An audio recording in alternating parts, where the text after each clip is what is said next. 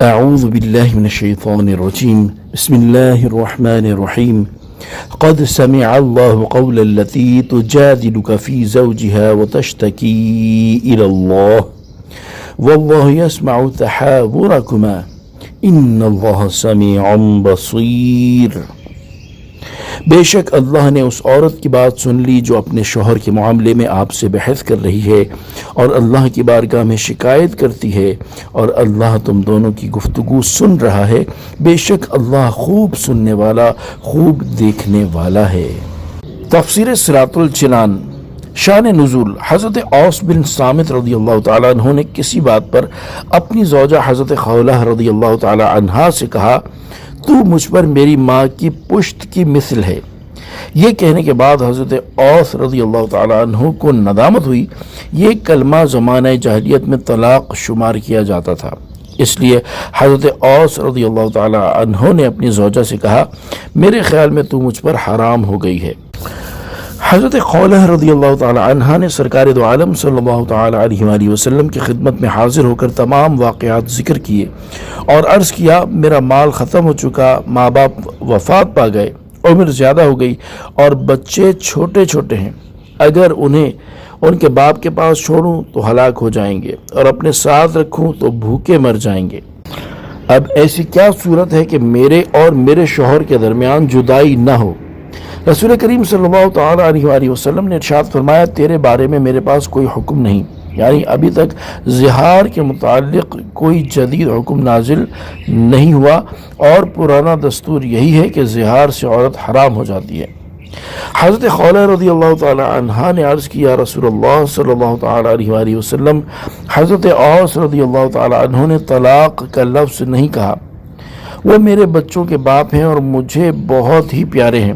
اسی طرح وہ بار بار عرض کرتی رہیں، اور جب اپنی خواہش کے مطابق جواب نہ پایا تو آسمان کی طرف سر اٹھا کر کہنے لگیں، یا اللہ عز و جل، میں تجھ سے اپنی محتاجی، بے کسی اور پریشان حالی کی شکایت کرتی ہوں۔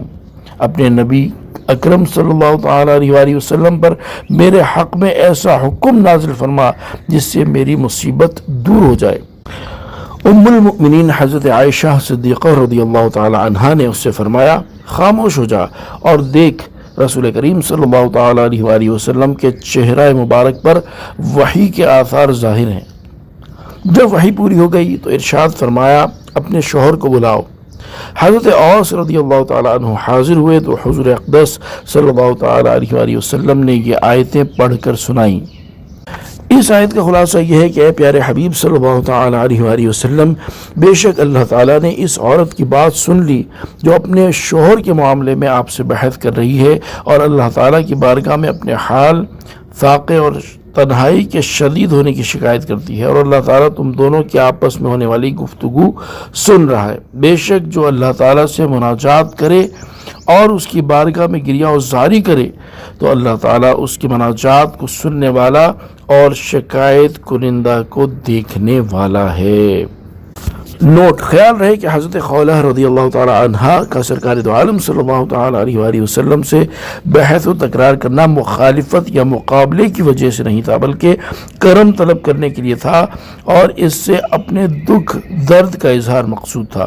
اور حضور اکرم صلی اللہ تعالی علیہ وآلہ وسلم کی امت چونکہ آپ کی باندھی غلام ہے، اس لیے کرم طلب کرنے کے لیے آپ سے عرض و معروض کر سکتے ہیں۔ نیز یاد رہے کہ اللہ تعالیٰ کی بارگاہ میں ہر شکایت کرنی بری نہیں، بلکہ بے صبری والی شکایت کرنا برا ہے۔ الذین یظاہرون منکم من نسائہم ما ہن امہاتہم، تم میں سے وہ لوگ جو اپنی بیویوں کو اپنی ماں جیسی کہہ بیٹھتے ہیں وہ ان کی مائیں نہیں۔ ان امہاتہم الا اللائی ولدنہم، ان کی مائیں تو وہی ہیں جنہوں نے انہیں جنم دیا۔ وَإِنَّهُمْ لَيَقُولُونَ مُنكَرًا مِنَ الْقَوْلِ وَزُورًا، اور بے شک وہ ضرور ناپسندیدہ اور بالکل جھوٹ بات کہتے ہیں۔ وَإِنَّ اللَّهَ لَعَفُوٌّ غَفُورٌ، اور بے شک اللہ ضرور بہت معاف کرنے والا، بہت بخشنے والا ہے۔ تفسیر صراط الجنان۔ اس آیت میں زہار کی مذمت بیان کرتے ہوئے ارشاد فرمایا گیا کہ تم میں سے وہ لوگ جو اپنی بیویوں سے زہار کرتے ہیں اور انہیں اپنی ماں جیسی کہہ بیٹھتے ہیں، یہ کہنے سے وہ ان کی مائیں نہیں ہوں گی، بلکہ ان کی مائیں تو وہی ہیں جنہوں نے انہیں جنم دیا ہے، اور بے شک زہار کرنے والے بیویوں کو ماں کہہ کر ناپسندیدہ اور بالکل جھوٹ بات کہتے ہیں۔ بیوی کو کسی طرح ماں کے ساتھ تشبیہ دینا ٹھیک نہیں، اور بے شک اللہ تعالیٰ انہیں ضرور معاف کرنے والا اور بخشنے والا ہے۔ اس آیت میں زہار کرنے والوں کا ذکر ہوا۔ اس مناسبت سے یہاں زہار کی تعریف اور اس سے متعلق 4 شرعی احکام ملاحظہ ہوں۔ چنانچہ صدر الشریعہ مفتی امجد علی اعظمی رحمۃ اللہ تعالی علیہ فرماتے ہیں، زہار کے یہ معنی ہے کہ اپنی زوجہ یا اس کے کسی جزو شائع یا ایسے جز کو جو کل سے تعبیر کیا جاتا ہو، ایسی عورت سے تشبیہ دینا جو اس پر ہمیشہ کے لیے حرام ہو، یا اس کے کسی ایسے عضو سے تشبیہ دینا جس کی طرف دیکھنا حرام ہو۔ مثلا بیوی سے کہا تو مجھ پر میری ماں کی مثل ہے، یا یوں کہا کہ تیرا سر یا تیری گردن یا تیرا نصف میری ماں کی پیٹھ کی مثل ہے۔ اور زہار سے متعلق 4 شرعی احکام یہ ہیں۔ نمبر 1، جس عورت سے تشبیہ دی اگر اس کی حرمت عارضی ہے، ہمیشہ کے لیے نہیں، تو زہار نہیں ہوگا۔ مثلا جس سے تشبیہ دی وہ زوجہ کی بہن، یا جس کو 3 طلاقیں دی ہیں، یا مجوسی یا بت پرست عورت ہے کہ یہ مسلمان یا کتابیہ ہو سکتی ہے، اور ان کی حرمت دائمی نہ ہونا ظاہر ہے۔ نمبر 2، محارم سے مراد عام ہے، نسبی ہو یا رضائی یا سسرالی رشتے سے، لہذا ماں، بہن، پھپھی، لڑکی اور رضائی ماں اور بہن وغیرہ ماں، اور زوجہ کی ماں اور لڑکی، جبکہ زوجہ مدخولہ یعنی اس سے حق زوجیت ادا کیا ہو اور مدخولہ نہ ہو، تو اس کی لڑکی سے تشبیہ دینے میں زہار نہیں کہ وہ محارم میں نہیں۔ یہی جس عورت سے اس کے باپ یا بیٹے نے معاذ اللہ زنا کیا ہے اس سے تشبیہ دی، یا جس عورت سے اس نے زنا کیا ہے اس کی ماں یا لڑکی سے تشبیہ دی، تو زہار ہے۔ نمبر 3، عورت مرد سے زہار کے الفاظ کہے تو زہار نہیں، بلکہ یہ الفاظ لغو ہیں۔ نمبر 4، زہار کا حکم یہ ہے کہ جب تک کفارہ نہ دے دے اس وقت تک اس عورت سے جماع کرنا یا شہوت کے ساتھ اس کا بوسہ لینا یا اس کو چھونا یا اس کی شرمگاہ کی طرف نظر کرنا حرام ہے، اور بغیر شہوت چھونے یا بوسہ لینے میں حرج نہیں، مگر لب کا بوسہ بغیر شہوت بھی جائز نہیں۔ کفارے سے پہلے جمع کر لیا تو توبہ کرے، اور اس کے لیے کوئی دوسرا کفارہ واجب نہ ہوا، مگر خبردار پھر ایسا نہ کرے، اور عورت کو بھی یہ جائز نہیں کہ شوہر کو قربت کرنے دے۔ نوٹ: زہار سے متعلق مزید مسائل کی معلومات حاصل کرنے کے لیے بہار شریعت حصہ 8 سے زہار کا بیان مطالعہ فرمائیں۔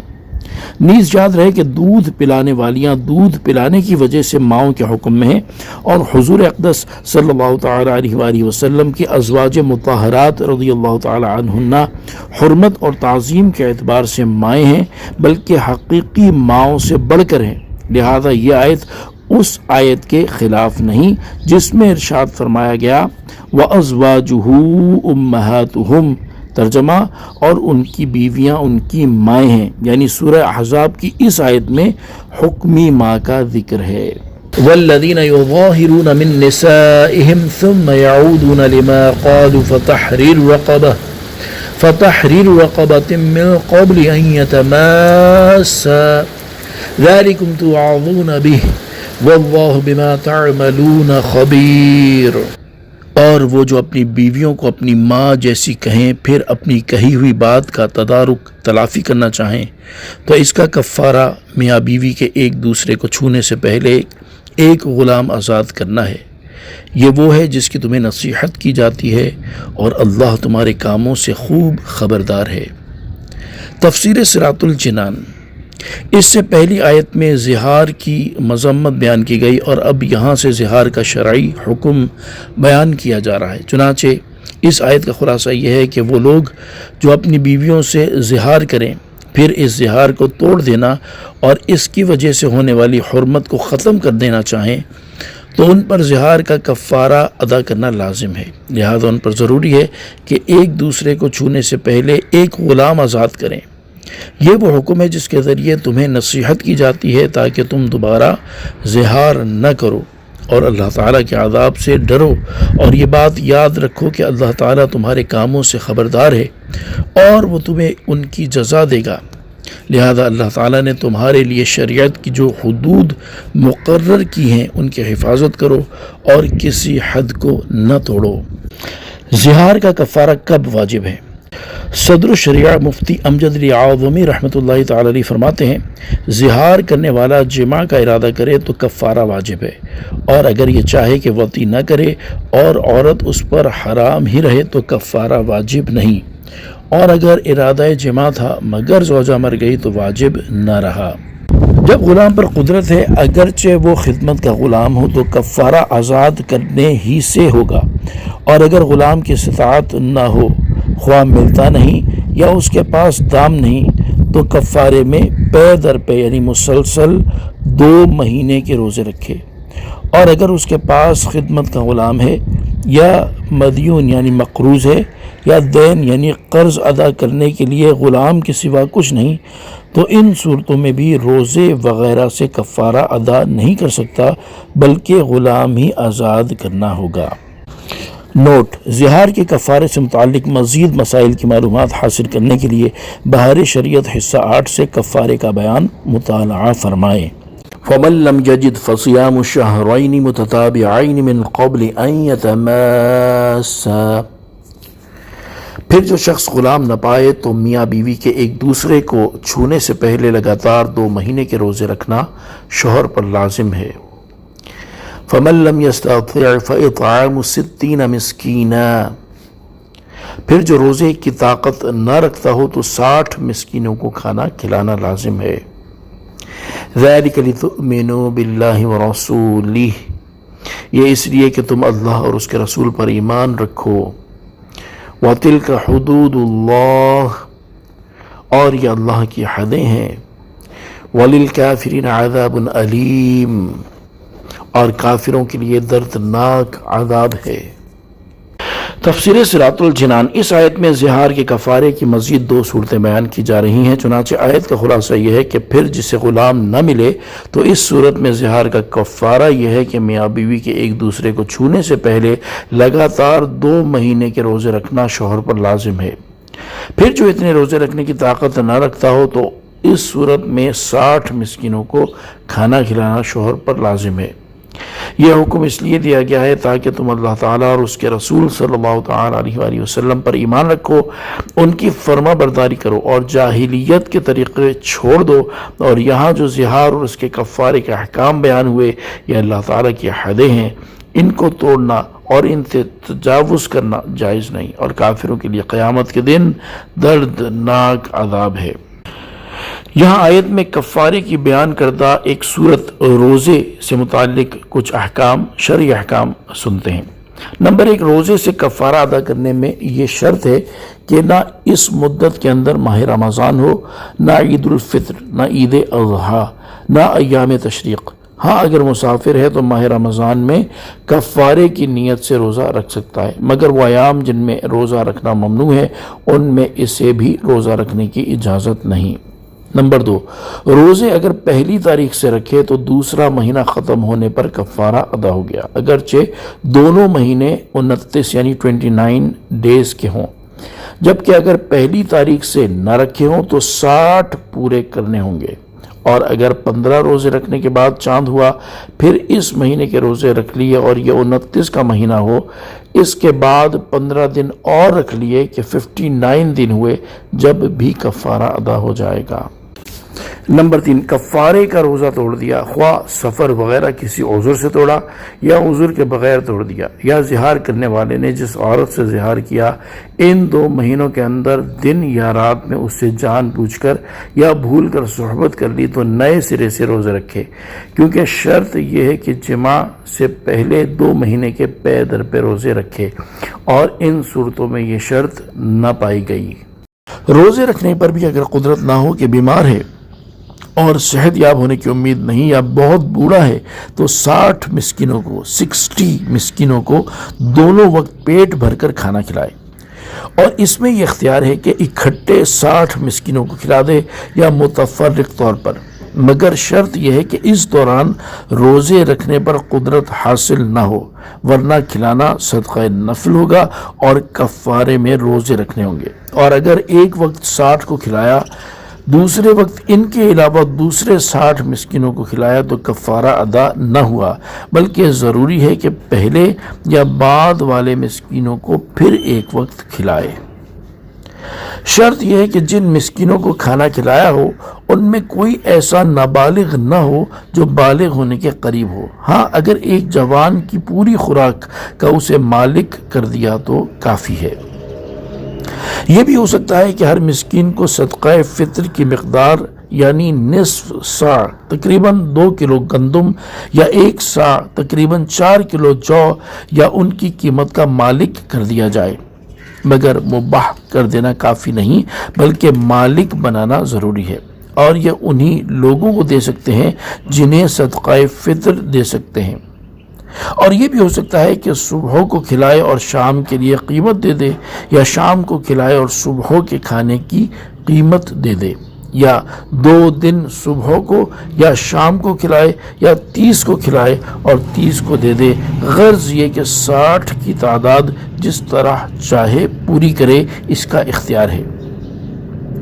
کھلانے میں پیٹ بھر کر کھلانا شرط ہے، اگرچہ تھوڑے ہی کھانے میں سیر ہو جائیں، اور اگر پہلے ہی سے کوئی سیر تھا تو اس کا کھانا کافی نہیں، اور بہتر یہ ہے کہ گندم کی روٹی اور سالن کھلائے، اور اس سے اچھا کھانا ہو تو اور بہتر، اور جو کی روٹی ہو تو سالن ضروری ہے۔ ایک مسکین کو 60 دن تک دونوں وقت کھلایا، یا ہر روز صدقہ فطر کی مقدار اسے دے دیا جب بھی کفارہ ادا ہو گیا، اور اگر ایک ہی دن میں ایک مسکین کو سب دے دیا، ایک دفعہ میں یا 60 دفعہ کر کے، یا اس کو سب مباح کرنے کے طور پر دیا تو صرف اس ایک دن کا ادا ہوا۔ یوں ہی اگر 30 مساکین کو ایک سا گندم دی یا 2 سا جو دیے تو صرف 30 کو دینا قرار پائے گا، یعنی 30 مساکین کو پھر دینا پڑے گا۔ یہ اس صورت میں ہے کہ ایک دن میں دیے ہوں، اور اگر 2 دنوں میں دیے ہوں تو جائز ہے۔ 120 مسکینوں کو ایک وقت کھانا کھلا دیا تو کفارہ ادا نہ ہوا، بلکہ ضروری ہے کہ ان میں سے 60 کو پھر ایک وقت کھلائے، خواہ اسی دن یا کسی دوسرے دن، اور اگر وہ نہ ملیں تو دوسرے 60 مسکینوں کو دونوں وقت کھلائے۔ زہار میں یہ ضروری ہے کہ قربت سے پہلے 60 مساکین کو کھلا دے، اور اگر ابھی پورے 60 مساکین کو کھلا نہیں چکا ہے اور درمیان میں وطی کر لی تو اگرچہ یہ حرام ہے، مگر جتنوں کو کھلا چکا ہے وہ باطل نہ ہوا، باقیوں کو کھلا دے، نئے سرے سے پھر 60 کو کھلانا ضروری نہیں۔ ان الذين يحادون الله ورسوله كبتوا كما كبت الذين من قبلهم وقد انزلنا آيات بينات وللكافرين عذاب مهين۔ بے شک وہ لوگ جو اللہ اور اس کے رسول کی مخالفت کرتے ہیں انہیں ذلیل و رسوا کر دیا جائے گا جیسے ان سے پہلے لوگ ذلیل و رسوا کر دیے گئے، اور بے شک ہم نے روشن آیتیں اتاری اور کافروں کے لیے رسوا کر دینے والا عذاب ہے۔ تفسیر صراط الجنان۔ اس سے پہلی آیت میں اللہ تعالیٰ کی حدوں کی حفاظت اور دین اسلام کے دیے ہوئے احکام کی پابندی کرنے کی تاکید کی گئی، اور اس آیت میں ان لوگوں کے لیے وعید بیان کی گئی جو ان کی مخالفت کرتے اور ان کا انکار کرتے ہیں۔ چنانچہ اس آیت کا خلاصہ یہ ہے کہ بے شک وہ لوگ جو اللہ تعالیٰ اور اس کے رسول صلی اللہ تعالیٰ علیہ وآلہ وسلم کے احکام کی مخالفت کرتے ہیں وہ ایسے ہی ذلیل کیے جائیں گے جیسے ان سے پہلے لوگ رسولوں علیہ السلام کی مخالفت کرنے کے سبب ذلیل و رسوا کر دیے گئے، اور یہ ذلت اس لیے ہوگی کہ بے شک ہم نے رسولوں علیہ السلام کی صداقت پر دلالت کرنے والی اور واضح احکام پر مشتمل روشن آیتیں اتاری، اس کے باوجود انہوں نے مخالفت کی، اور یہ تو دنیا کی سزا ہے، جبکہ آخرت میں ان آیتوں کا انکار کرنے والے کافروں کے لیے رسوا کر دینے والا عذاب ہے۔ آیت ان الذین یحادون اللہ ورسولہ سے حاصل ہونے والی معلومات۔ اس آیت سے 2 باتیں معلوم ہوئی۔ نمبر 1، حضور اقدس صلی اللہ تعالی علیہ وآلہ وسلم کی مخالفت اللہ تعالیٰ کی مخالفت ہے، نمبر 2، اس آیت میں اللہ تعالیٰ کی بارگاہ کے مقبول بندوں کے دشمن کو جنگ کا اعلان بھی ہے اور اس کے مغلوب ہونے کا اعلان بھی۔ یوم یبعثہم اللہ جمیعا فینبئہم بما عملوا احصاہ اللہ ونسوہ واللہ علی کل شیء شہید۔ جس دن اللہ ان سب کو دوبارہ زندہ کر کے اٹھائے گا، پھر وہ انہیں ان کے اعمال بتائے گا۔ اللہ نے ان کے اعمال کو گن رکھا ہے اور وہ لوگ انہیں بھول گئے ہیں، اور اللہ ہر چیز پر گواہ ہے۔ تفسیر صراط الجنان، یعنی کافروں کو رسوا کر دینے والا عذاب اس دن ہوگا جس دن اللہ تعالیٰ ان سب کو مرنے کے بعد دوبارہ زندہ کرے گا، یہاں تک کہ کسی ایک کو باقی نہ چھوڑے گا۔ پھر انہیں رسوا اور شرمندہ کرنے کے لیے ان کے اعمال بتائے گا، کیونکہ اللہ تعالیٰ نے ان کے تمام اعمال کو گن رکھا ہے، جبکہ وہ لوگ بے فکری اور توجہ نہ ہونے کے سبب دنیا میں کیے ہوئے اپنے اعمال بھول گئے ہیں۔ اور اللہ تعالیٰ کی شان یہ ہے کہ وہ ہر چیز پر گواہ ہے اور اس سے کچھ بھی چھپا ہوا نہیں ہے۔ ألم تر أن الله يعلم ما في السماوات وما في الأرض ما يكون من نجوى ثلاثة إلا هو رابعهم ولا خمسة إلا هو سادسهم ولا أدنى من ذلك ولا أكثر إلا هو معهم أينما كانوا ثم ينبئهم بما عملوا يوم القيامة ان اللہ بکل شیء علیم۔ اے بندے، کیا تو نے نہ دیکھا کہ اللہ جانتا ہے جو کچھ آسمانوں میں اور جو کچھ زمین میں ہے؟ جہاں کہیں 3 شخصوں کی سرگوشی ہو تو ان میں چوتھا اللہ ہی ہے، اور 5 کی سرگوشی ہو تو وہ اللہ ہی ان کا چھٹا ہوتا ہے، اور اس سے کم اور اس سے زیادہ جتنے بھی لوگ ہوں اللہ ان کے ساتھ ہوتا ہے۔ وہ جہاں کہیں بھی ہوں، پھر اللہ انہیں قیامت کے دن بتا دے گا جو کچھ انہوں نے کیا۔ بے شک اللہ ہر چیز کو خوب جانتا ہے۔ تفسیر صراط الجنان، اس سے پہلی آیت کے آخر میں بیان ہوا کہ اللہ تعالیٰ ہر چیز پر گواہ ہے، اور اس آیت میں تاکید کے ساتھ یہ بات بیان کی جا رہی ہے کہ اللہ تعالیٰ تمام معلومات کو جانتا ہے۔ چنانچہ آیت کا خلاصہ یہ ہے کہ اے سننے والے، کیا تو نے نہ دیکھا کہ جو کچھ آسمانوں میں اور جو کچھ زمین میں ہے سب اللہ تعالیٰ جانتا ہے، اس سے کچھ بھی پوشیدہ نہیں، حتیٰ کہ جہاں کہیں 3 شخص سرگوشی سے بات کریں اور اپنے راز آپس میں ایک دوسرے کو آہستہ آواز سے بتائیں اور اپنی مشاورت پر کسی کو مطلع نہ کریں، تو ان میں چوتھا اللہ تعالیٰ ہی ہے جو ان کا مشاہدہ کرتا ہے، ان کی سرگوشی اور ان کے رازوں کو جانتا ہے۔ اور اگر 5 لوگ سرگوشی سے بات کریں تو وہ اللہ تعالیٰ ہی ان کا چھٹا ہوتا ہے، اور یہ چیز اسی تعداد پر موقف نہیں بلکہ 3 سے کم اور 5 سے زیادہ جتنے بھی لوگ ہوں، اللہ تعالیٰ اپنے علم و قدرت سے ان سب کے ساتھ ہوتا ہے، خواہ وہ جہاں کہیں بھی ہوں۔ پھر اللہ تعالیٰ انہیں قیامت کے دن بتا دے گا جو کچھ انہوں نے کیا، اور انہیں ان کے اعمال کی جزا دے گا۔ بے شک اللہ تعالیٰ سب کچھ جانتا ہے۔ ألم تر إلى الذين نهوا عن النجوى ثم يعودون لما نهوا عنه ويتناجون بالإثم والعدوان ومعصية الرسول وإذا جاءوك حيوك بما لم يحيك به الله ويقولون في أنفسهم لولا يعذبنا الله بما نقول حسبهم جهنم يصلونها فبئس المصیر۔ کیا تم نے انہیں نہ دیکھا جنہیں پوشیدہ مشوروں سے منع فرمایا گیا تھا، پھر وہ اسی کام کی طرف لوٹتے ہیں جس سے انہیں منع کیا گیا تھا، اور آپس میں گناہ اور حد سے بڑھنے اور رسول کی نافرمانی کے مشورے کرتے ہیں، اور جب تمہارے حضور حاضر ہوتے ہیں تو ان الفاظ سے تمہیں سلام کرتے ہیں جن سے اللہ نے تمہیں سلام نہیں فرمایا، اور وہ اپنے دلوں میں کہتے ہیں کہ ہماری باتوں کی وجہ سے اللہ ہمیں کیوں عذاب نہیں دیتا۔ انہیں جہنم کافی ہے، وہ اس میں داخل ہوں گے تو وہ کیا ہی برا ٹھکانہ ہے۔ تفسیر صراط الجنان، شان نزول۔ یہ آیت ان یہودیوں اور منافقوں کے بارے میں نازل ہوئی جو آپس میں سرگوشیاں کرتے اور مسلمانوں کی طرف دیکھتے جاتے اور آنکھوں سے ان کی طرف اشارہ کرتے جاتے تاکہ مسلمان یہ سمجھیں کہ ان کے خلاف کوئی پوشیدہ بات کی جا رہی ہے۔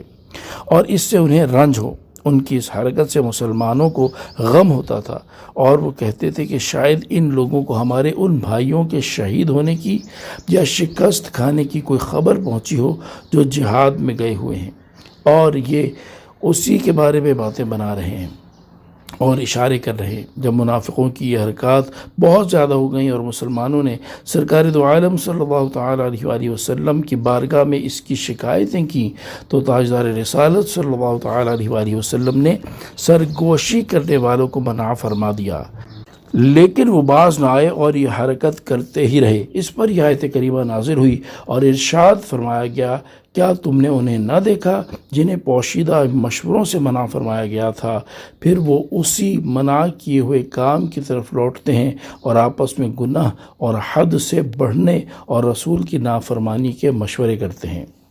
ان کا گناہ اور حد سے بڑھنا یہ ہے کہ مکاری کے ساتھ سرگوشیاں کر کے مسلمانوں کو رنج و غم میں ڈالتے ہیں، اور رسول کریم صلی اللہ تعالیٰ علیہ وآلہ وسلم کی نافرمانی یہ ہے کہ ممانعت کے باوجود اپنی حرکتوں سے باز نہیں آتے۔ اور یہ بھی کہا گیا ہے کہ یہ لوگ ایک دوسرے کو رسول اکرم صلی اللہ تعالیٰ علیہ وآلہ وسلم کی نافرمانی کرنے کی رائے دیتے تھے۔ اس سے معلوم ہوا کہ کسی کے سامنے سرگوشی سے بات کرنا اسے تشویش میں ڈال دیتا ہے اور رنج و غم میں مبتلا کر دیتا ہے، لہذا اس سے بچنا چاہیے۔ احادیث میں بھی اس سے منع کیا گیا ہے۔ چنانچہ حضرت عبداللہ بن عمر رضی اللہ تعالی عنہ سے روایت ہے، رسول اللہ صلی اللہ تعالی علیہ وآلہ وسلم نے ارشاد فرمایا، جب تم 3 آدمی ہو تو تیسرے کو چھوڑ کر 2 آدمی آپس میں سرگوشی نہ کریں۔ اور حضرت عبداللہ بن مسعود رضی اللہ تعالی عنہ سے روایت ہے، رسول کریم صلی اللہ تعالی علیہ وآلہ وسلم نے ارشاد فرمایا، جب تم 3 افراد ہو تو تیسرے کو چھوڑ کر 2 آدمی باہم سرگوشی نہ کریں جب تک کہ بہت سے آدمیوں سے نہ مل جاؤ، یعنی تمہاری تعداد کثیر ہو جائے، ورنہ یہ بات اسے رنج پہنچائے گی۔ وَإِذَا جَاءُوكَ، اور جب تمہارے حضور حاضر ہوتے ہیں۔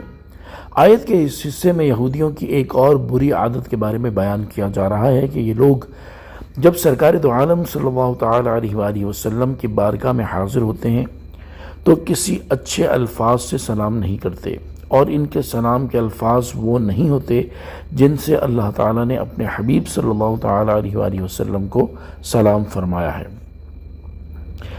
بارگاہ رسالت صلی اللہ تعالی علیہ وآلہ وسلم میں یہودیوں کی ایک ذلیل حرکت۔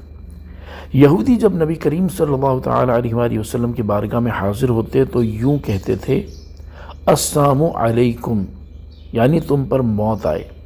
نبی کریم صلی اللہ تعالی علیہ وآلہ وسلم بھی اس کے جواب میں علیکم، یعنی تم پر بھی موت آئے فرما دیتے تھے۔ یہاں اسی سے متعلق 3 احادیث منحازہ ہوں۔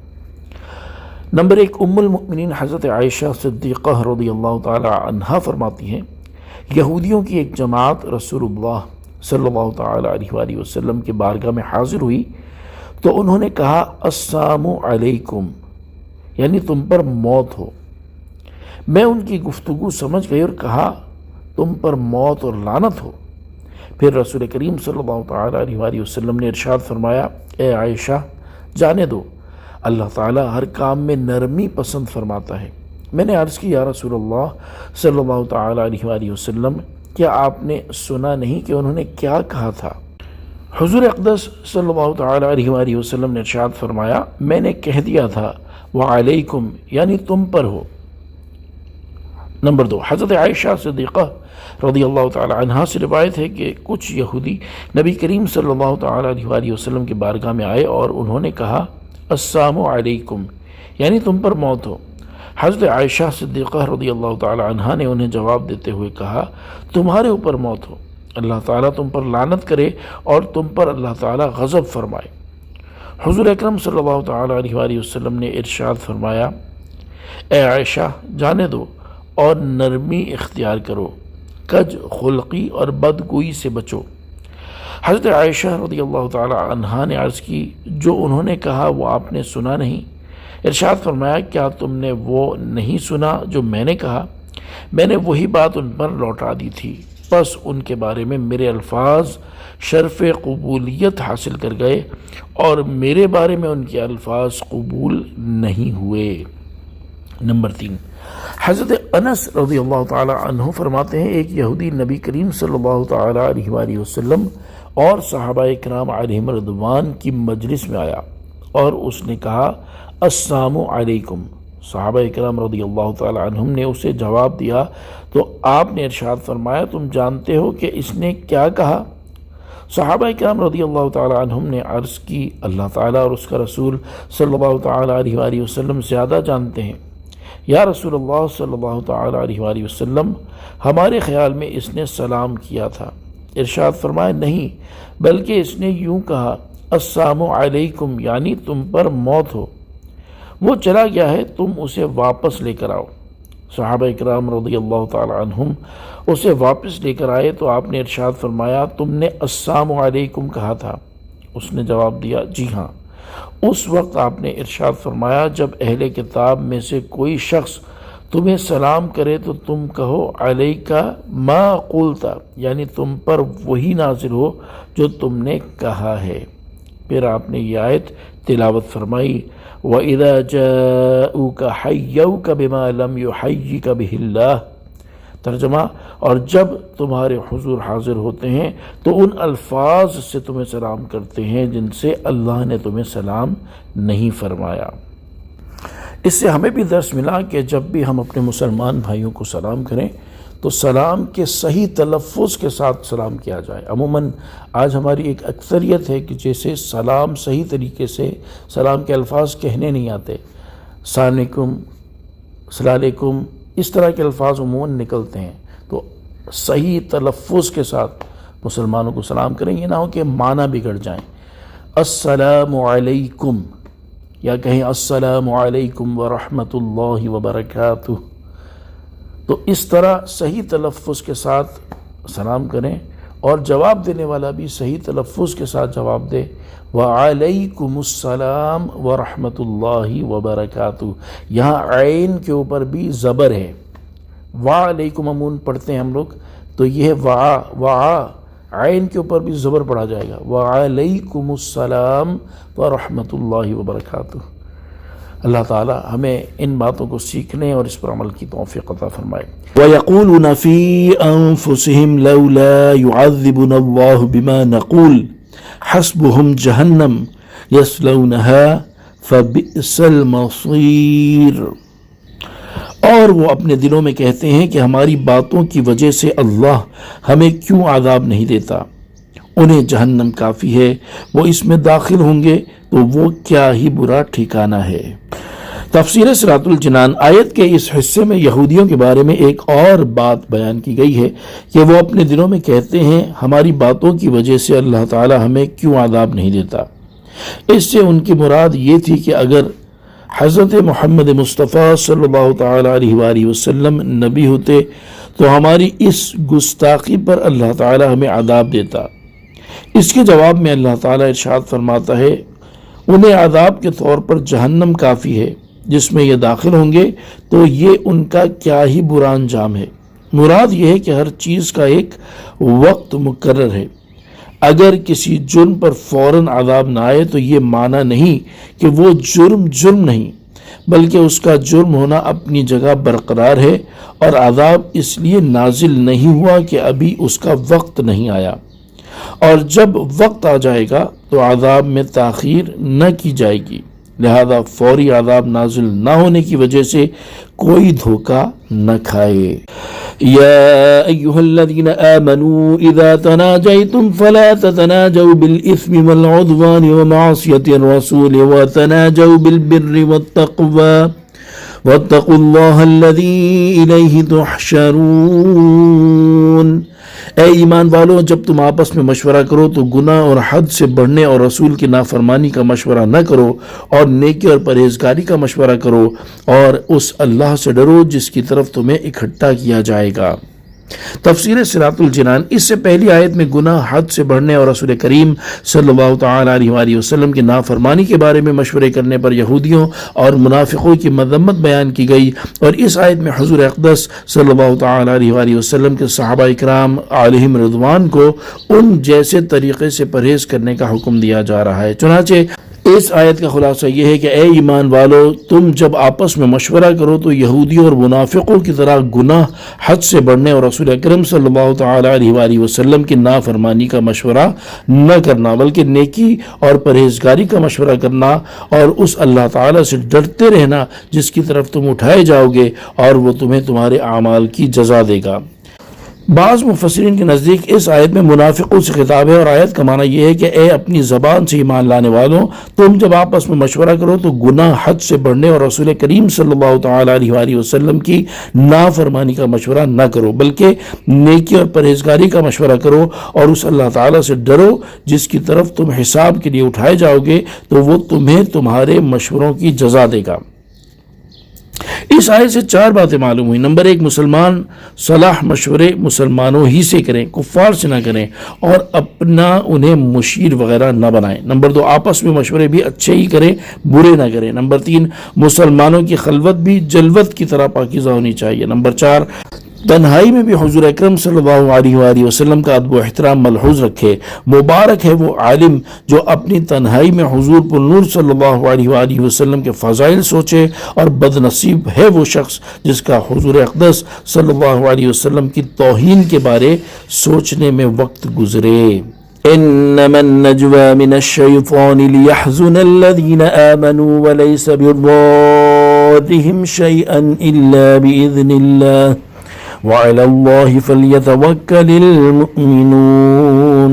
وہ پوشیدہ مشورہ تو شیطان ہی کی طرف سے ہے تاکہ وہ ایمان والوں کو غمگین کرے، اور وہ اللہ کے حکم کے بغیر ایمان والوں کا کچھ بھی نہیں بگاڑ سکتا، اور مسلمانوں کو تو اللہ ہی پر بھروسہ کرنا چاہیے۔ تفسیر صراط الجنان، ارشاد فرمایا کہ وہ مشورہ تو شیطان ہی کی طرف سے ہے جس میں گناہ حد سے بڑھنا اور رسول کریم صلی اللہ تعالی علیہ وآلہ وسلم کی نافرمانی ہو، اور شیطان اپنے دوستوں کو اس پر ابھارتا ہے تاکہ وہ ایمان والوں کو غمگین کر دے، اور وہ اللہ تعالیٰ کے حکم کے بغیر مسلمانوں کا کچھ نہیں بگاڑ سکتا، اور مسلمانوں کو اللہ تعالیٰ ہی پر بھروسہ کرنا چاہیے کیونکہ اللہ تعالیٰ پر بھروسہ کرنے والا نقصان میں نہیں رہتا۔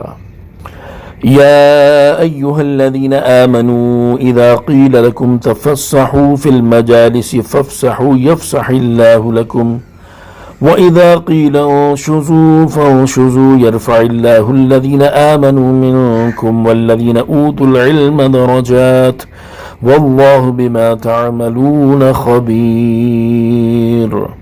اے ایمان والو، جب تم سے کہا جائے کہ مجلسوں میں جگہ کشادہ کرو تو جگہ کشادہ کر دو، اللہ تمہارے لیے جگہ کشادہ فرمائے گا، اور جب کہا جائے کھڑے ہو جاؤ تو کھڑے ہو جایا کرو، اللہ تم میں سے ایمان والوں کے اور ان کے درجات بلند فرماتا ہے جنہیں علم دیا گیا، اور اللہ تمہارے کاموں سے خوب خبردار ہے۔ تفسیر صراط الجنان، شان نزول۔ نبی کریم صلی اللہ تعالی علیہ وآلہ وسلم غزوہ بدر میں حاضر ہونے والے صحابہ اکرام رضی اللہ تعالی عنہم کی عزت کرتے تھے۔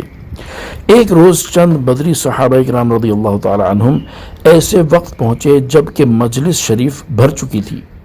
انہوں نے حضور اقدس صلی اللہ تعالی علیہ وآلہ وسلم کے سامنے کھڑے ہو کر سلام عرض کیا۔ حضور پر نور صلی اللہ تعالی علیہ وآلہ وسلم نے جواب دیا، پھر انہوں نے حاضرین کو سلام کیا تو انہوں نے جواب دیا، پھر وہ اس انتظار میں کھڑے رہے کہ ان کے لیے مجلس شریف میں جگہ بنائی جائے، مگر کسی نے جگہ نہ دی۔ سرکار دو عالم صلی اللہ تعالی علیہ وآلہ وسلم کو یہ چیز گراں گزری تو آپ نے اپنے قریب والوں کو اٹھا کر ان کے لیے جگہ بنا دی۔ اٹھنے والوں کو اٹھنا شاق ہوا تو اس پر یہ آیت کریمہ نازل ہوئی اور ارشاد فرمایا گیا کہ اے ایمان والو، جب تم سے کہا جائے کہ مجلسوں میں جگہ کشادہ کرو تو جگہ کشادہ کر دو، اللہ تعالیٰ تمہارے لیے جنت میں جگہ کشادہ فرمائے گا۔ اور جب تمہیں اپنی جگہ سے کھڑے ہونے کا کہا جائے تاکہ جگہ کشادہ ہو جائے تو کھڑے ہو جایا کرو، اللہ تعالیٰ اپنی اور اپنے حبیب صلی اللہ تعالی علیہ وآلہ وسلم کی اطاعت کے باعث تم میں سے ایمان والوں کے اور ان کے درجات بلند فرماتا ہے جن کو علم دیا گیا ہے، اور اللہ تمہارے کاموں سے خبردار ہے۔ اس آیت کے شان نزول سے معلوم ہوا کہ بزرگان دین کے لیے جگہ چھوڑنا اور ان کی تعظیم کرنا جائز بلکہ سنت ہے، حتیٰ کہ مسجد میں بھی ان کی تعظیم کر سکتے ہیں، کیونکہ یہ واقعہ مسجد نبوی شریف میں ہی ہوا تھا۔ یاد رہے کہ حدیث پاک میں بزرگان دین اور دینی پیشواؤں کی تعظیم و توقیر کا باقاعدہ حکم بھی دیا گیا ہے۔ چنانچہ حضرت ابو ہریرہ رضی اللہ تعالی عنہ سے روایت ہے، سید المرسلین صلی اللہ تعالی علیہ وآلہ وسلم نے ارشاد فرمایا، جن سے تم علم حاصل کرتے ہو ان کے لیے عاجزی اختیار کرو، اور جن کو تم علم سکھاتے ہو ان کے لیے تواضع اختیار کرو، اور سرکش عالم نہ بنو۔ لہذا ہر مسلمان کو چاہیے کہ وہ بزرگان دین کی تعظیم کرتا رہے اور ان کی بے ادبی کرنے سے بچے۔ اللہ تعالی ہمیں ادب و تعظیم کی توفیق عطا فرمائے، آمین۔ اس آیت سے بھی معلوم ہوا کہ علماء دین بڑے درجے والے ہیں اور دنیا اور آخرت میں ان کی عزت ہے۔ جب اللہ تعالیٰ نے ان کے درجات کی بلندی کا وعدہ کیا ہے تو انہیں اس کے فضل و کرم سے دنیا اور آخرت میں عزت ضرور ملے گی۔ حضرت حسن بصری رضی اللہ تعالی عنہ فرماتے ہیں، حضرت عبداللہ بن مسعود رضی اللہ تعالی عنہ نے اسی آیت کی تلاوت کرنے کے بعد فرمایا، اے لوگوں، اس آیت کو سمجھو اور علم حاصل کرنے کی طرف راغب ہو جاؤ، کیونکہ اللہ تعالیٰ ارشاد فرماتا ہے کہ وہ مومن عالم کو اس مومن سے بلند درجات عطا فرمائے گا جو عالم نہیں ہے۔ یہاں موضوع کے مناسبت سے علم اور علماء کے کچھ فضائل سنتے ہیں۔ نمبر ایک ساتھ علم حاصل کرنا ساری رات قیام کرنے سے بہتر ہے۔ نمبر 2، علم عبادت سے افضل ہے۔ نمبر 3، علم اسلام کی حیات اور دین کا ستون ہے۔ نمبر 4، علماء زمین کے چراغ اور انبیاء کرام علیہ السلام کے وارث ہیں۔ نمبر 5، مرنے کے بعد بھی بندے کو علم سے نفع پہنچتا رہتا ہے۔ نمبر 6، ایک فقیہ شیطان پر 1000 عابدوں سے زیادہ بھاری ہے۔ نمبر 7، علم کی مجالس جنت کے باغات ہیں۔ نمبر 8، علم کی طلب میں کسی راستے پر چلنے والے کے لیے اللہ تعالیٰ جنت کا راستہ آسان کر دیتا ہے۔ نمبر 9، قیامت کے دن علماء کی سیاہی اور شہداء کے خون کا وزن کیا جائے گا تو ان کی سیاہی شہداء کے خون پر غالب آ جائے گی۔ نمبر 10، عالم کے لیے ہر چیز مغفرت طلب کرتی ہے، حتیٰ کہ سمندر میں مچھلیاں بھی مغفرت کی دعا کرتی ہیں۔ نمبر 11، علماء کی صحبت میں بیٹھنا عبادت ہے۔ نمبر 12، علماء کی تعظیم کرو کیونکہ وہ انبیاء کرام علیہم السلام کے وارث ہیں۔ نمبر 13، اہل جنت جنت میں علماء کے محتاج ہوں گے۔ نمبر 14، علماء آسمان اور ستاروں کی مثل ہیں جن کے ذریعے خشکی اور تری کے اندھیروں میں راہ پائی جاتی ہے۔ نمبر 15، قیامت کے دن انبیاء کرام علیہم السلام کے بعد علماء شفاعت کریں گے۔ اللہ تبارک و تعالی ہمیں علم دین حاصل کرنے اور اس پر عمل کرنے کی توفیق عطا فرمائے، آمین۔ نوٹ: علم اور علماء کرام کے فضائل وغیرہ سے متعلق مزید معلومات حاصل کرنے کے لیے مفتی قاسم صاحب کی کتاب علم اور علماء کی فضیلت کا مطالعہ فرمائیں۔ اس آیت سے معلوم ہوا کہ ایک مسلمان کا اپنے دوسرے مسلمان بھائی کی تعظیم کرنا اللہ تعالیٰ کو بہت پیارا ہے، کیونکہ اس پر اللہ تعالیٰ نے اجر و ثواب کا وعدہ فرمایا ہے۔ لہذا مسلمانوں کو چاہیے کہ ایک دوسرے کی تعظیم کیا کریں۔ حضرت ابو موسیٰ اشعری رضی اللہ تعالی عنہ سے روایت ہے، نبی اکرم صلی اللہ تعالی علیہ وآلہ وسلم نے ارشاد فرمایا، بوڑھے مسلمان کی تعظیم کرنا اور اس حامل قرآن کی تعظیم کرنا جو قرآن میں غلو نہ کرے اور اس کے احکام پر عمل کرے، اور عادل سلطان کی تعظیم کرنا اللہ تعالیٰ کی تعظیم کرنے میں داخل ہے۔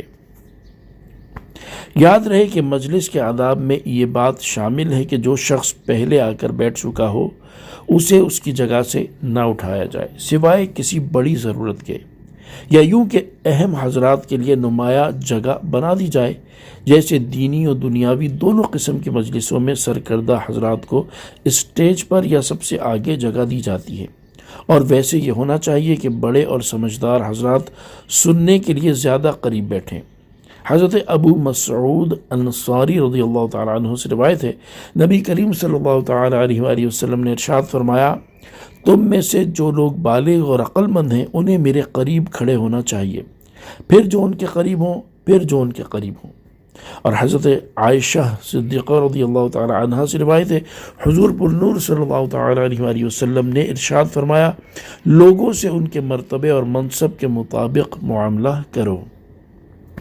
فضیلت اور مرتبہ رکھنے والے حضرات کو چاہیے کہ وہ خود کسی کو اٹھا کر اس کی جگہ پر نہ بیٹھیں، کیونکہ کثیر احادیث میں حضور صلی اللہ تعالی علیہ وسلم نے اس سے منع فرمایا ہے، جیسا کہ حضرت عبداللہ بن عمر رضی اللہ تعالی عنہما سے روایت ہے، سرکار دو عالم صلی اللہ تعالی علیہ وآلہ وسلم نے ارشاد فرمایا، کوئی شخص مجلس میں سے کسی کو اٹھا کر خود اس کی جگہ پر نہ بیٹھے۔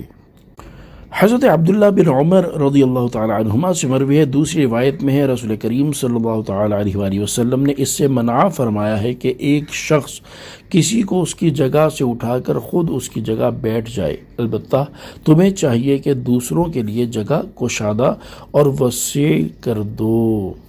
يا أيها الذين آمنوا إذا ناجيتم الرسول فقدموا بين يدي نجواكم صدقة ذلك خير لكم وأطهر فإن لم تجدوا فإن الله غفور رحيم۔ اے ایمان والوں، جب تم رسول سے تنہائی میں کوئی بات عرض کرنا چاہو تو اپنی عرض سے پہلے کچھ صدقہ دے لو، یہ تمہارے لیے بہت بہتر اور زیادہ پاکیزہ ہے۔ پھر اگر تم اس پر قدرت نہ پاؤ تو بے شک اللہ بہت بخشنے والا بڑا مہربان ہے۔ تفسیر صراط الجنان۔ ارشاد فرمایا کہ اے ایمان والو، جب تم رسول کریم صلی اللہ تعالی علیہ وآلہ وسلم سے تنہائی میں کوئی بات عرض کرنا چاہو تو اپنی عرض سے پہلے کچھ صدقہ دے لو، کہ اس میں بارگاہ رسالت صلی اللہ تعالی علیہ وآلہ وسلم میں حاضر ہونے کی تعظیم اور فقراء کا نفع ہے۔ یہ عرض کرنے سے پہلے صدقہ کرنا تمہارے لیے بہت بہتر ہے، کیونکہ اس میں اللہ تعالیٰ اور اس کے حبیب صلی اللہ تعالی علیہ وآلہ وسلم کی اطاعت ہے، اور یہ تمہیں خطاؤں سے پاک کرنے والا ہے۔ پھر اگر تم اس پر قدرت نہ پاؤ تو اللہ تعالیٰ بخشنے والا مہربان ہے۔ شان نزول۔ سرکار دو عالم صلی اللہ تعالی علیہ وآلہ وسلم کی بارگاہ میں جب مالداروں نے عرض و معروض کا سلسلہ دراز کیا اور نوبت یہاں تک پہنچ گئی کہ غریب صحابہ کرام رضی اللہ تعالی عنہم کو اپنی عرض پیش کرنے کا موقع کم ملنے لگا تو عرض پیش کرنے والوں کو عرض پیش کرنے سے پہلے صدقہ دینے کا حکم دیا گیا۔ بعض روایتوں کے مطابق اس حکم پر حضرت علی کرم اللہ تعالی وجہ الکریم نے عمل کیا اور 1 دینار صدقہ کر کے 10 مسائل دریافت کیے۔ حضرت علی کرم اللہ تعالی وجہ الکریم کے علاوہ اور کسی کو اس حکم پر عمل کرنے کا وقت نہیں ملا۔ أَأَشْفَقْتُمْ أَن تُقَدِّمُوا بَيْنَ يَدَيْ نَجْوَاكُمْ صَدَقَاتٍ فَإِذْ لَمْ تَفْعَلُوا وَتَابَ اللَّهُ عَلَيْكُمْ فَأَقِيمُوا الصَّلَاةَ وَآتُوا الزَّكَاةَ وَأَطِيعُوا اللَّهَ وَرَسُولَهُ وَاللَّهُ خَبِيرٌ بِمَا تَعْمَلُونَ۔ کیا تم اس بات سے ڈر گئے کہ تم اپنی عرض سے پہلے کچھ صدقے دو، پھر جب تم نے یہ نہ کیا اور اللہ نے اپنی مہربانی سے تم پر رجوع فرمایا تو تم نماز قائم رکھو اور زکوٰۃ دو اور اللہ اور اس کے رسول کے فرما بردار رہو، اور اللہ تمہارے کاموں کی خوب خبر رکھنے والا ہے۔ تفسیر صراط الجنان۔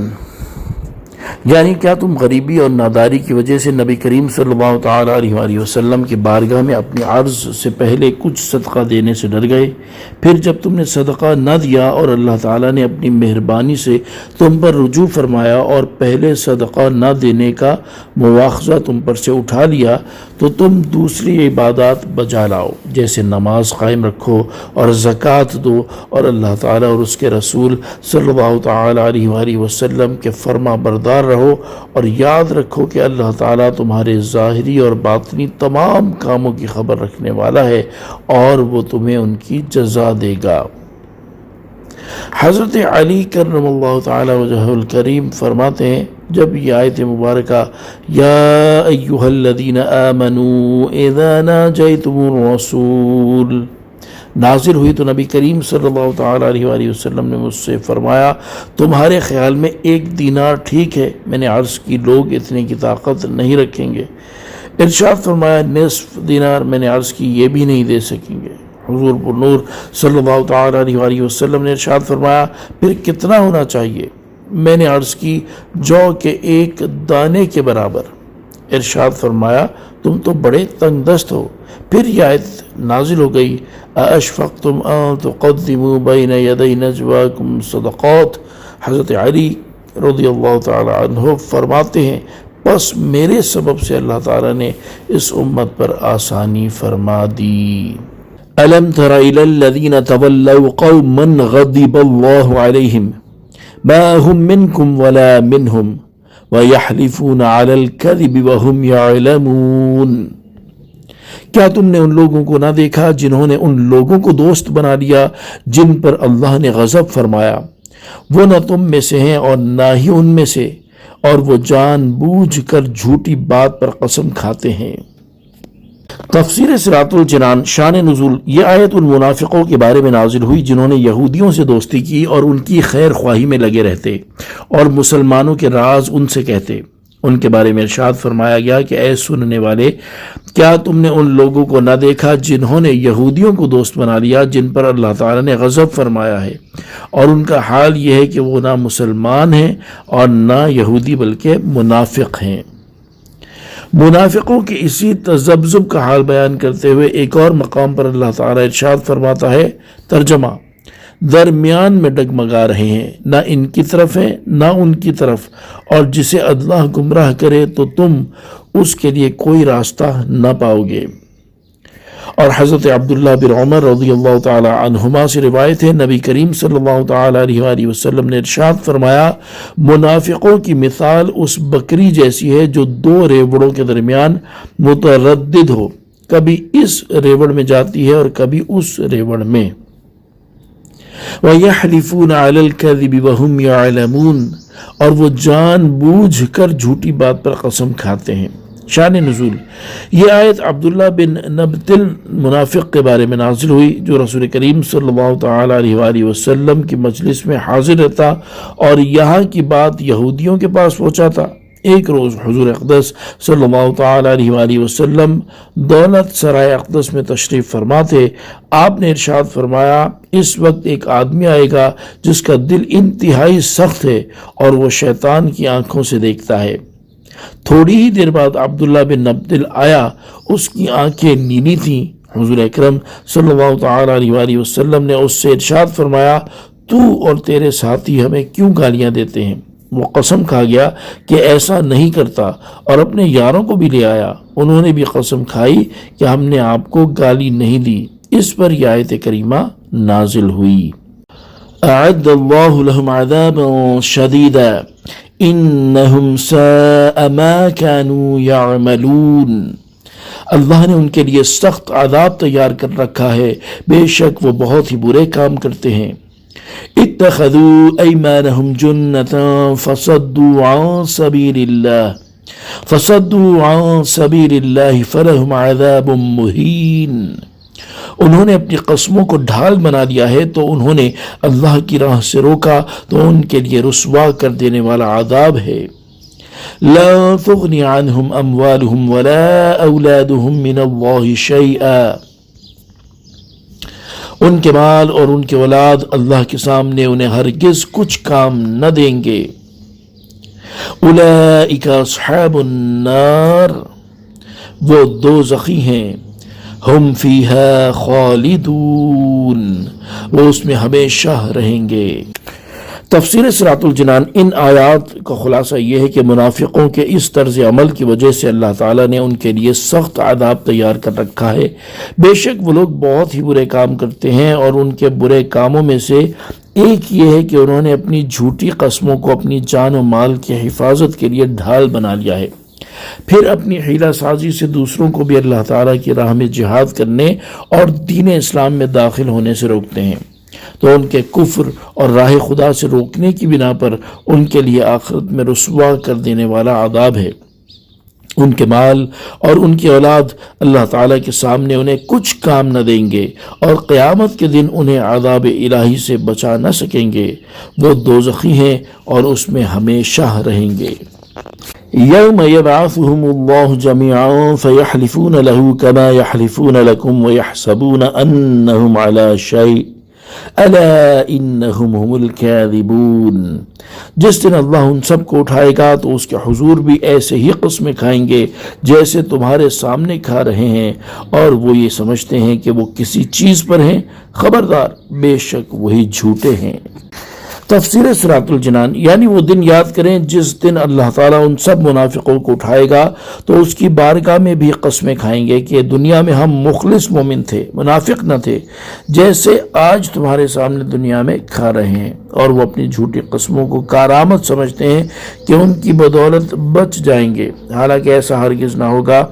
خبردار بے شک وہی اپنی قسموں میں جھوٹے ہیں، اور ایسے جھوٹے کہ دنیا میں بھی جھوٹ بولتے رہے اور آخرت میں بھی بولیں گے۔ رسول کریم صلی اللہ تعالیٰ علیہ وسلم کے سامنے بھی جھوٹ بولا، اور قیامت کے دن خدا کے سامنے بھی جھوٹ بولیں گے۔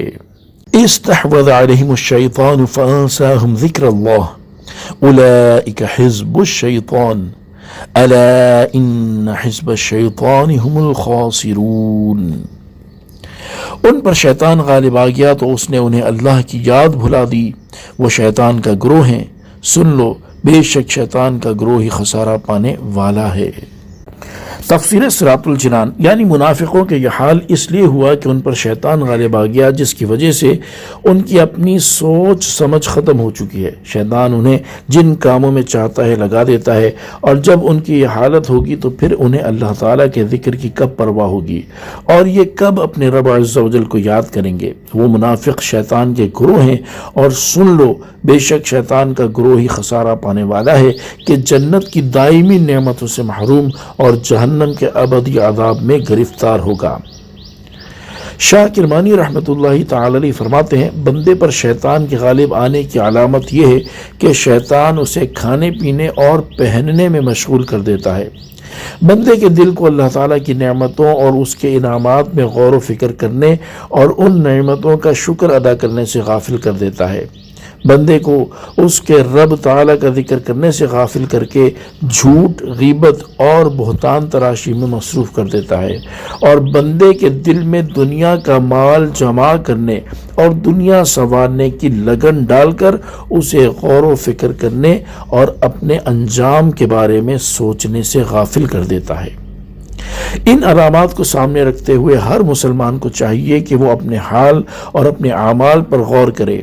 اگر اس میں مذکورہ بالا علامات نہیں پائی جاتی تو اللہ تعالیٰ کا شکر ادا کرے اور اس سے مزید توفیق اور استقامت حاصل ہونے کی دعا کرتا رہے، اور اگر اس میں یہ علامات پائی جاتی ہیں تو اسے چاہیے کہ فوراً ہوشیار ہو جائے اور اپنے اوپر سے شیطان کا غلبہ دور کرنے کی کوششوں میں مصروف ہو جائے، تاکہ قیامت کے دن شیطان کے گروہ میں شامل ہونے اور ان جیسے برے انجام سے بچ سکے۔ اللہ تعالی ہمارے حال پر رحم فرمائے اور ہمیں شیطان پر غلبہ نصیب فرمائے، آمین بجاہ النبی الامین صلی اللہ تعالی علیہ وآلہ وسلم۔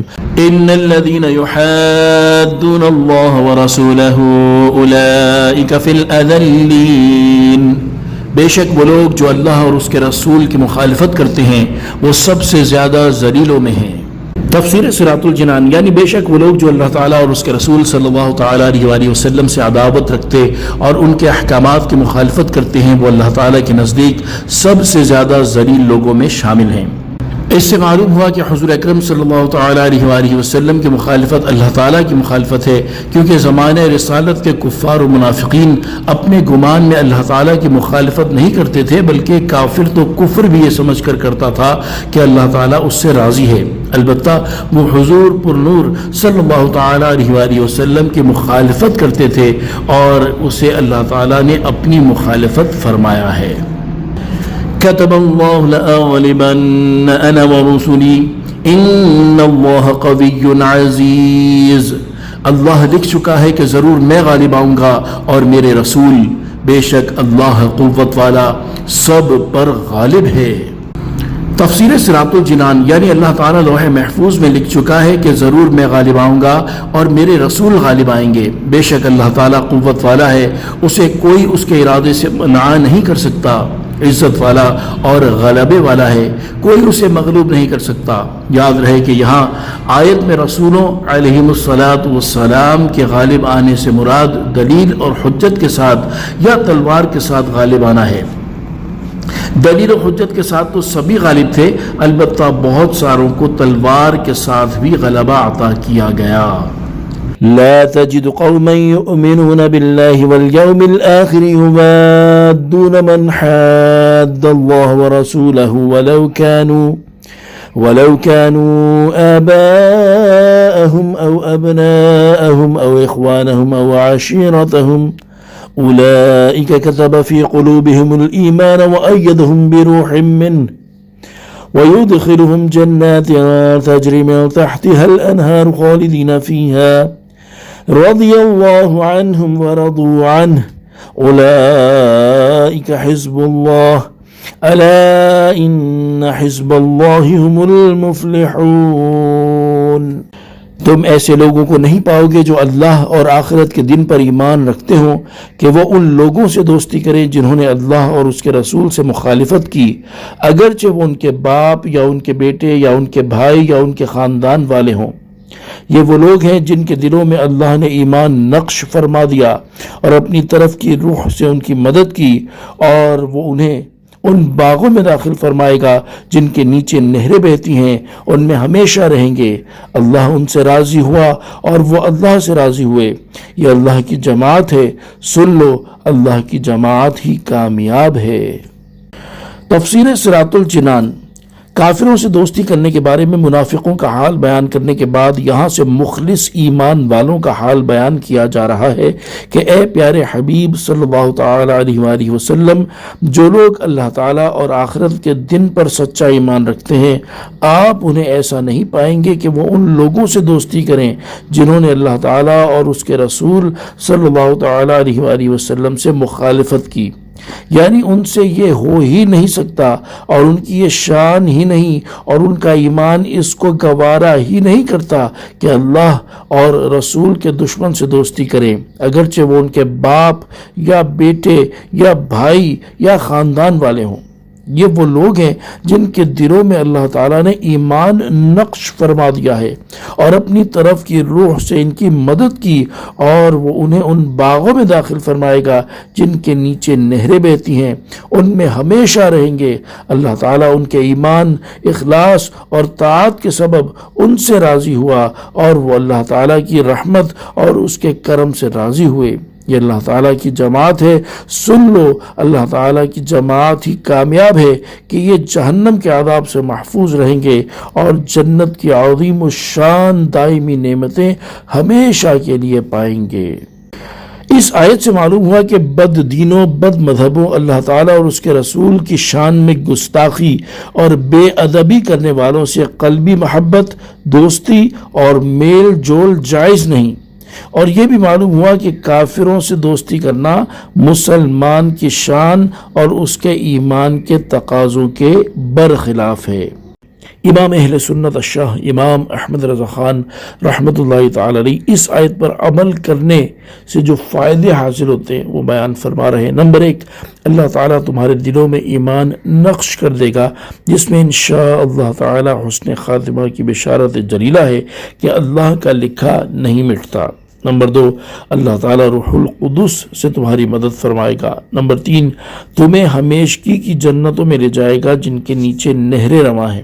نمبر 4، تم خدا کے گروہ کہلاؤ گے، خدا والے ہو جاؤ گے۔ نمبر 5، منہ مانگی مرادیں پاؤ گے۔ نمبر 6، سب سے زیادہ یہ کہ اللہ تم سے راضی ہوگا۔ نمبر 7، یہ کہ فرماتا ہے کہ میں تم سے راضی، تم مجھ سے راضی۔ بندے کے لیے اس سے زائد اور کیا نعمت ہوتی کہ اس کا رب اس سے راضی ہو، مگر انتہائی بندہ نوازی یہ کہ فرمایا اللہ ان سے راضی اور وہ اللہ سے راضی۔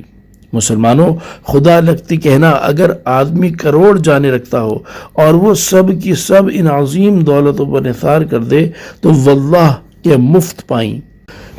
اس آیت میں مخلص ایمان والوں کا ایک وصف یہ بیان ہوا کہ وہ اللہ تعالیٰ اور اس کے رسول کی مخالفت کرنے والوں سے دوستی نہیں کرتے، اگرچہ وہ ان کے کیسے ہی قریبی رشتہ دار کیوں نہ ہو۔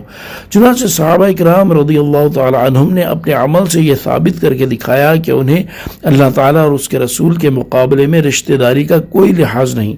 چنانچہ منقول ہے کہ حضرت ابو عبیدہ بن جراح رضی اللہ تعالیٰ عنہ نے جنگ احد میں اپنے باپ جراح کو قتل کیا۔ حضرت ابو بکر صدیق رضی اللہ تعالیٰ عنہ نے جنگ بدر کے دن اپنے بیٹے عبد الرحمن کو لڑائی کے لیے طلب کیا، لیکن رسول کریم صلی اللہ تعالیٰ علیہ وآلہ وسلم نے انہیں اس جنگ کی اجازت نہ دی۔ حضرت مصعب بن عمیر رضی اللہ تعالیٰ عنہ نے اپنے بھائی عبید بن عمیر کو قتل کیا۔ حضرت عمر بن خطاب رضی اللہ تعالیٰ عنہ نے اپنے ماموں عاص بن ہشام بن مغیرہ کو جنگ بدر کے دن قتل کیا۔